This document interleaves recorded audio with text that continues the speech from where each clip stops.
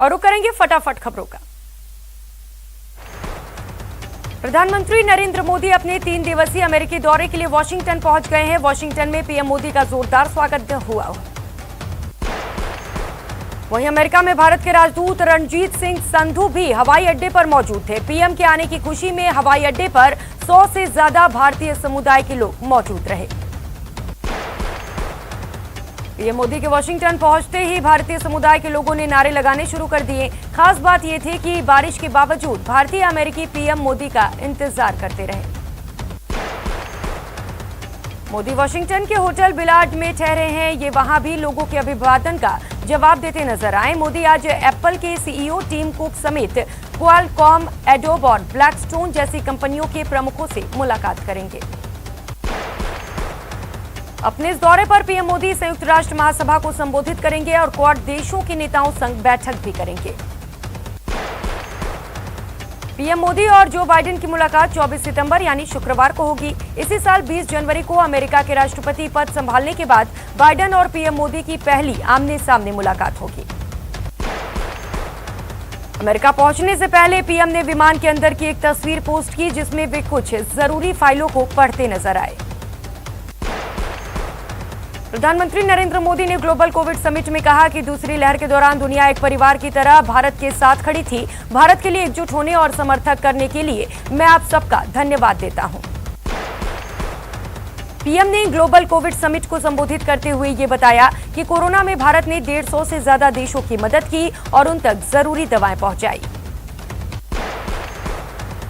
PM Modi ने कहा, कोविड-19 महामारी अभी भी खत्म नहीं हुई है। दुनिया की ज्यादातर आबादी अभी भी वैक्सीनेटेड नहीं हुई है।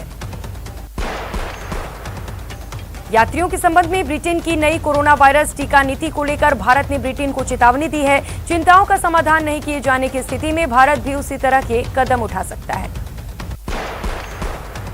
मोदी सरकार ने कोरोना से हुई मौतों पर मुआवजे को लेकर सुप्रीम कोर्ट में जवाब दाखिल कर दिया है, जिसमें कहा गया कि हर कोरोना मृतक के परिवार वालों को 50,000 रुपए का मुआवजा दिया जाएगा। प्रदेश के स्वास्थ्य विभाग ने कोविड मृत्यु प्रमाण पत्र उपलब्ध कराने के लिए एक अपीलीय मेडिकल बोर्ड का गठन किया है। ये बोर्ड जिला स्तर पर कई कारणों से नकारे गए कोविड मृत्यु प्रमाण पत्रों के मामलों का जांच करेगी। कैप्टन अमरिंदर के एक बार फिर बगावती सुर तेज हो गए हैं। अमरिंदर सिंह ने साफ कहा कि अगर कांग्रेस सिद्धू को सीएम का चेहरा बनाती है तो उनके खिलाफ अमरिंदर बड़ा उम्मीदवार खड़ा करेंगे। महंत नरेंद्र गिरी की मौत के आरोपी उनके शिष्य आनंद गिरी और लेटे हनुमान मंदिर के पुजारी आद्या तिवारी को कोर्ट में पेश किया गया, जहां से दोनों को 14 दिन की न्यायिक हिरासत में भेज दिया गया। नरेंद्र गिरी की सुरक्षा में तैनात 4 पुलिसकर्मियों को सस्पेंड करने की सिफारिश की गई। महंत नरेंद्र गिरी की सुरक्षा में 11 पुलिस वाले तैनात थे। उत्तर प्रदेश की योगी आदित्यनाथ सरकार ने अखाड़ा परिषद के महंत नरेंद्र गिरी की मौत की सीबीआई जांच की सिफारिश की है। मुख्यमंत्री योगी आदित्यनाथ ने सीबीआई से जांच कराने के आदेश दिए हैं। केंद्र और तेलंगाना सरकार की नीतियों के विरोध में विपक्षी दलों ने हैदराबाद में महाधरना का आयोजन किया। पीसीसी चीफ रेवानाथ रेड्डी ने विपक्ष के इस धरने का नेतृत्व किया। आज हिंदुस्तान की धमक दुनिया देखेगी। 5000 किलोमीटर से अधिक वार करने वाली बैलिस्टिक मिसाइल अग्नि 5 का पहला यूजर ट्रायल आज हो सकता है। यूएन में तुर्की ने एक बार फिर कश्मीर का मुद्दा उठाया। यूएन के 76वें सत्र के दौरान तुर्की के राष्ट्रपति ने कश्मीर पर टिप्पणी की। भारत ने भी इसका जोरदार जवाब दिया और तुर्की का कमजोर कड़ी सरप्राइज पर कब्जे का मुद्दा उठाया। जम्मू कश्मीर के शोपियां में सुरक्षा बलों ने एनकाउंटर में एक आतंकी को मार गिराया है। अनायत अशरफ डार नाम के इस आतंकवादी ने बुधवार की शाम एक नागरिक पर गोली चलाई थी। इसके बाद आतंकी के खिलाफ सर्च ऑपरेशन शुरू हुआ। जम्मू कश्मीर पुलिस ने बताया कि उन्होंने आतंकी को सरेंडर करने का मौका दिया था, लेकिन उसने ऐसा नहीं किया। असम के कोकराझार जिले के रायमोना राष्ट्रीय उद्यान के अंदर मोतम बिल में आयोजित एक आत्मसमर्पण कार्यक्रम में बुधवार को 57 अवैध शिकारियों ने बीटीसी प्रशासन के सामने आत्मसमर्पण किया। शिकारियों ने हस्तनिर्मित 40 हथियार, अवैध हिरण के सींग, कई अन्य हथियार वरिष्ठ अधिकारियों की मौजूदगी में बीटीसी प्रशासन के समक्ष जमा कराया।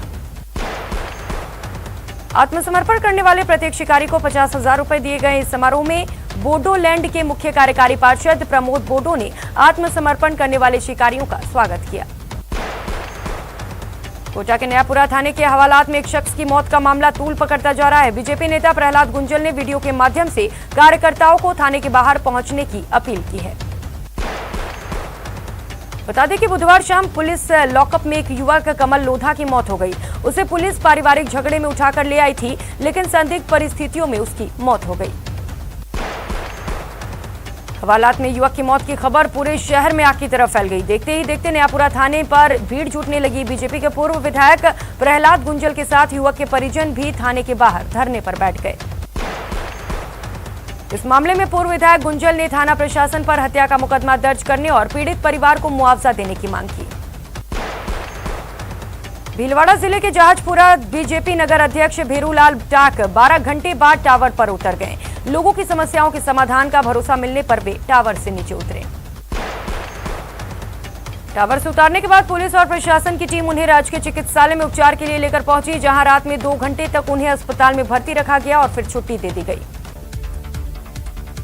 उदयपुर में नारायण सेवा संस्थान से जुड़े 2 बच्चों की फूड पॉइजनिंग से मौत हो गई, जबकि कई बच्चों की हालत गंभीर बनी हुई है।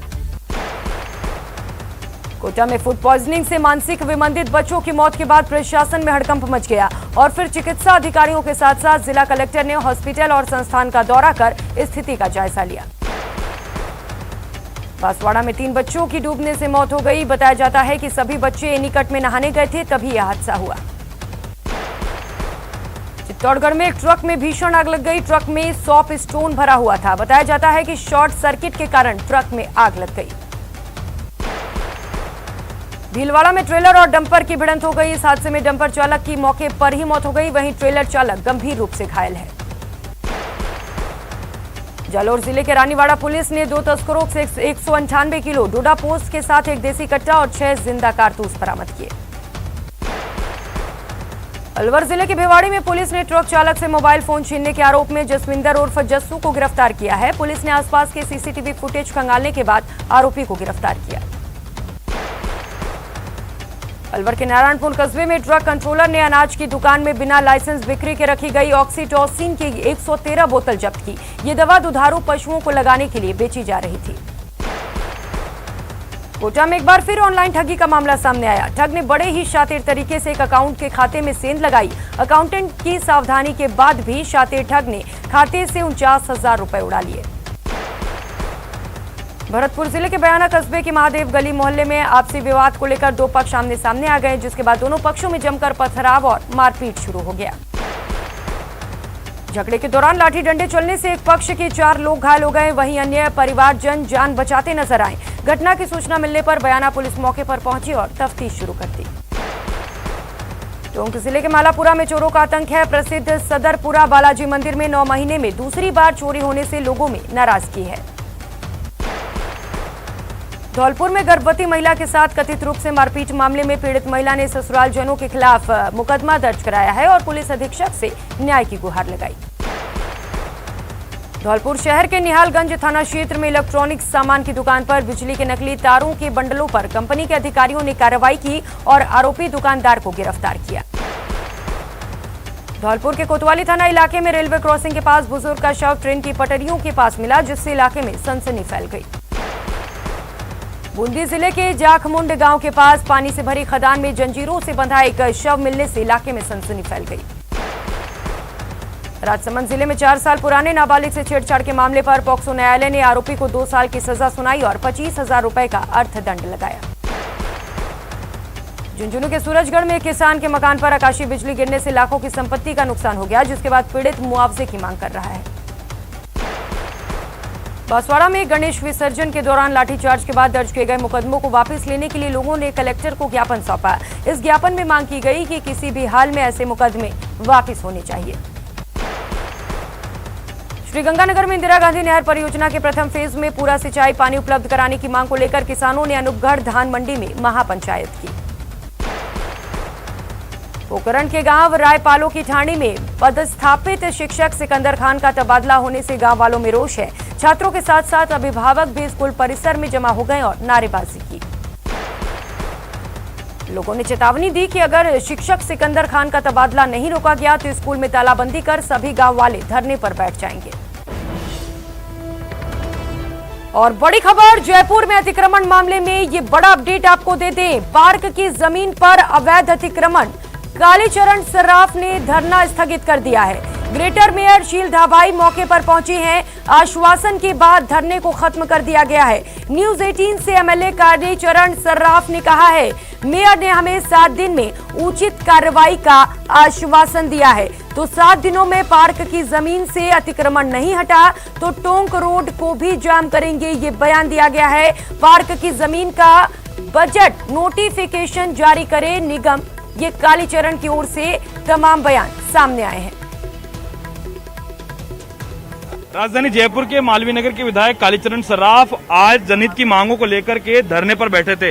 यहाँ पर जो है जयपुर की जो ग्रेटर की मेयर है शील धाबाई, साथ में जो महिला आयोग के पूर्व अध्यक्ष हैं सुमन शर्मा, वो भी लोग पहुंचे हुए हैं। सब क्या मामला था और कैसे बैठे आप धरने? ये हमारा कहना यह है कि ये जो कॉलोनी जब अप्रूव की जेडीए ने, तो जो सोसाइटी ने पट्टे काटे थे उनमें से 9 प्लाटों की जमीन को उन्होंने सुविधा क्षेत्र में घोषित किया और ये कहा कि यहाँ पार्क बनेगा और वो वहाँ बच्चे खेलते हैं, वॉलीबॉल खेलते हैं, हॉकी खेलते हैं, फुटबॉल खेलते हैं। तो कुछ लोगों ने पिछले 2 महीने में वहाँ कब्जा करने की कोशिश की, कुछ अतिक्रमण कर लिया और मैं तो ये कहूँगा कि नगर निगम के अधिकारियों की मिलीभगत से ये अतिक्रमण हुआ। हमको जब इसकी जानकारी मिली तो हमने वहाँ अप्रोच की, उन्होंने गार्ड बिठा दिया और गार्ड बिठाने के बाद भी कंस्ट्रक्शन चल रहा था। फिर हमने मेयर साहिबा से संपर्क किया, सीओ से संपर्क किया और वहां उस बिल्डिंग को सीज करवाया। अब हमें ये अंदेशा है कि ये 2 अक्टूबर से जो प्रशासन शहरों के संग अभियान चल रहा है, इसमें कहीं इसके पट्टे नहीं मिल जाए, क्योंकि हाईकोर्ट का ये निर्णय है कि पार्क की जमीन पर कोई भी किसी भी प्रकार का अतिक्रमण नहीं किया जा सकता। तो आज हमने धरना इसलिए दिया कि इसको गजट नोटिफिकेशन में ये प्रकाशित हो जाए कि ये फैसिलिटी की लैंड है। और मेयर साहिबा यहाँ आकर के इन्होंने आश्वस्त किया है कि हमने इसको गजट नोटिफिकेशन में प्रकाशित कर दिया है और यहाँ जो अतिक्रमण है उसको ये निश्चित रूप से हटा देंगे। इसलिए हमने आज ये धरना स्थगित किया है, बंद नहीं किया है, खत्म नहीं किया है। यदि 7 दिन में इसका निस्तारण नहीं हुआ, ये बिल्डिंग यहाँ से टूटी नहीं, तो हम फिर धरना देने के लिए तैयार रहेंगे। मेयर साहब तैयार हैं आप 7 दिन बाद फिर धरने के लिए, या फिर इस अतिक्रमण को हटाएंगे आप लोग? कालीचरण जी जो मुद्दा उठाते हैं वो अधूरा कभी रहता नहीं है। जिनकी इनके प्रयासों से जो आज सारा जो देख रहे हैं आप, ये नगर निगम ने भी ये घोषणा कर मान लिया है इसको कि ये सुविधा क्षेत्र है। इसमें हम इनको विश्वास दिला के जा रही हूँ मैं, सुविधा क्षेत्र में किसी भी तरह का कोई पट्टा नहीं किया। सर क्या लग रहा है, आप ही की पार्टी की मेयर है, आप ही की पार्टी का बोर्ड है, फिर भी आप लोगों को धरना देना पड़ा? इसमें राजनीतिक मामला नहीं है, ये यहाँ की कॉलोनी मधुबन कॉलोनी पार्क बचाओ समिति के तत्वावधान में ये आंदोलन हुआ है और यहाँ के क्षेत्रीय विधायक होने के नाते, यहाँ के क्षेत्रीय पार्षद होने के नाते सब लोग यहाँ पर आए हैं, क्योंकि क्षेत्र की जनता का कहीं भी किसी भी प्रकार का न्याय होगा तो उसको किसी भी प्रकार से क्षेत्रीय प्रतिनिधि होने के नाते हम सहन नहीं करेंगे। कैमरामैन यासीन के साथ लवली वधवा, न्यूज 18 जयपुर। और इस बीच एक और बड़ी खबर आ रही है, रुक करेंगे अलवर के भिवाड़ी से। ये बड़ी खबर है जहां पर फूड पॉइजनिंग का मामला सामने आया है। दूषित खाना खाने से 5 लोग बीमार हो गए हैं। सभी बीमार एक ही परिवार के बताए जा रहे हैं। बीमारों को सीएचसी में लाया गया है, महिला को अलवर रेफर कर दिया गया है। बाबा मोहन राम के दर्शनों के लिए सभी यहां पर आए हुए थे। इस दौरान किसी अनजान शख्स ने उन्हें कुछ ठंडा पिलाया और ठंडा पीकर सबकी तबीयत खराब हो गई।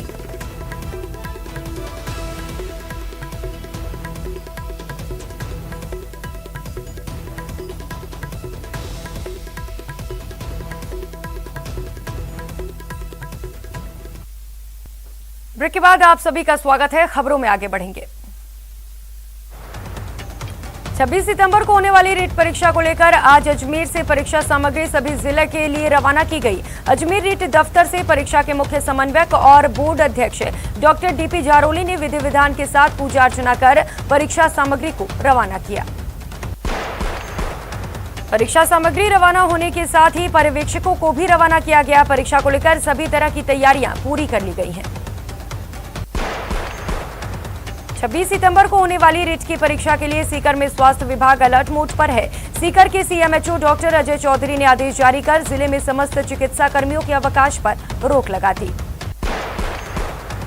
परीक्षा के दिन किसी भी स्वास्थ्य कर्मी को अवकाश नहीं दिया जाएगा। सीएमएचओ ने कहा कि जिले में 232 परीक्षा केंद्रों पर परीक्षा होनी है, जिनमें सभी में चिकित्सा टीमें तैनात रहेंगी।